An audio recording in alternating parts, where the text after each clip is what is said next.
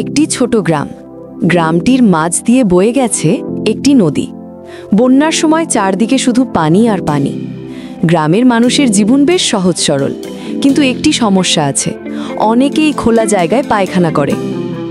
এই গ্রামেই রহিম মিয়া নামে এক লোক থাকত। রহিম ছিল খুবই সরল মনের মানুষ। পরিবারে ছিল তার স্ত্রী ও এক ছেলে নালু মিয়া আর এক মেয়ে চম্পা। মেয়েটি নিয়মিত স্কুলে গেলেও ছেলেটি ছিল ভারী দুষ্টু। একদিন রহিম মিয়া সন্তানদের ডেকে বলেন, শুনো বাবা নালু মিয়া, পড়ালেখা করে যে গাড়ি ঘোড়ায় চড়ে সে, তাই বলছি চম্পার মতো তোমাকেও স্কুলে যেতে হবে। কেননা পড়ালেখা ছাড়া মানুষ অন্ধ হয়ে যায়। আর এত দুষ্টুমি করা যাবে না, লোকে মন্দ বলে।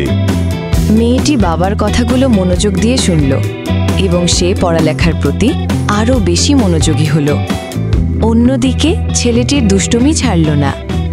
একদিন পাশের গ্রামের এক স্কুল মাস্টার এক অতিথিকে নিয়ে ওই গ্রামের পাশ দিয়ে যাচ্ছিলেন এবং গ্রামের সৌন্দর্য নিয়ে অনেক প্রশংসা করছিলেন। এমন সময় তারা দেখতে পেল নালু মিয়াকে। এই এই এই ছেলে, এখানে কি করছো? এই ছেলে,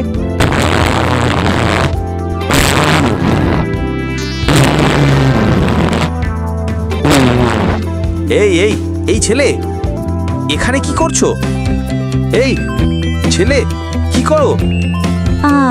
পেট ব্যথা করছিল খুব, তাই হাগু দিলাম।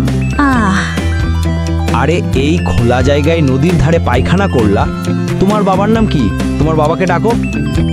ও বাবা, দেখো তো মারে। ও বাবা, দেখো তো মারে। নালুর চিৎকার শুনে তার বাবা মা দৌড়ে এলো আর এসে দেখে, আরে মাস্টার সাহেব, আপনি হঠাৎ দিদিকে কি মনে করে? চলুন আমার বাড়িতে যাবেন। না রহিম মিয়া, আজ নয়, অন্য একদিন যাব। তার আগে বলুন, তোমার ছেলে খোলা জায়গায় পায়খানা করছে কেন? তোমার বাড়িতে কি পায়খানা নাই? মাস্টার সাহেব আছে তো, একটু সমস্যা, বেড়া ভেঙে গেছে তো, তাই মানে। রহিম, তুমি কি জানো খোলা জায়গায় পায়খানা করলে রোগ জীবাণু ছড়ায়? স্যার, রোগ কেন হবে? এ তো মশা মাছিই খেয়ে ফেলে আর মাটিতে মিশে যায়। শোনো রহিম মিয়া, পায়খানায় অনেক জীবাণু থাকে। এই জীবাণু বৃষ্টি হলে বা বাতাসে উড়ে পানিতে মিশে যায়। যে পানি আমরা রান্নায়, গোসল বা পানিতে ব্যবহার করি, সেই পানি থেকেই রোগ হয়। যেমন ডায়রিয়া, টাইফয়েড, পেট ব্যথা, এমনকি শিশুরা খুব অসুস্থ হয়ে যেতে পারে। স্যার, ই তো আগে ভাবি নাই। আমার মেয়ে চম্পাও তো এসব কথা আমাকে বলেছে, আর ছোট মেয়ে বলে শুনি নাই। স্যার, তাহলে আমাদের কি করা উচিত? শুনো রহিম মিয়া, একটা টয়লেট বানানো উচিত। খুব ব্যয়বহুল হওয়ার দরকার নেই, বাঁশ, টিন আর মাটি দিয়েই বানানো যায়। আর শুনো, তোমাকে বলছি, এখানে যে তুমি মলত্যাগ করেছো তার উপর দেখো কত মশা মাছি বসেছে।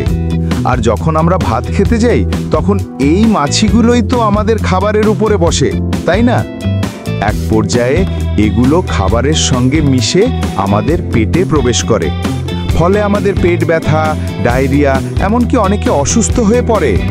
তাই আমাদের সকলের উচিত খোলা জায়গায় পায়খানা করা থেকে বিরত থাকা। কি বলো রহিম মিয়া? হ্যাঁ গো, স্যার ঠিক বলেছেন। এজন্যই তো আমাদের নালু মিয়ার চম্পার মাঝে মাঝেই পেট ব্যথা আর পাতলা পায়খানা হয়। চলো তো আজই আমরা পায়খানা ঠিক করব। হ্যাঁ গিন্নি, ঠিক বলেছ।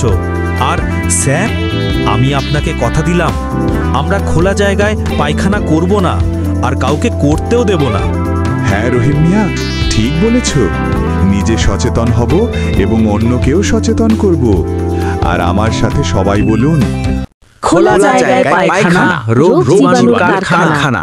আর না, খোলা জায়গায় পায়খানা, রোগ জীবাণুর কারখানা।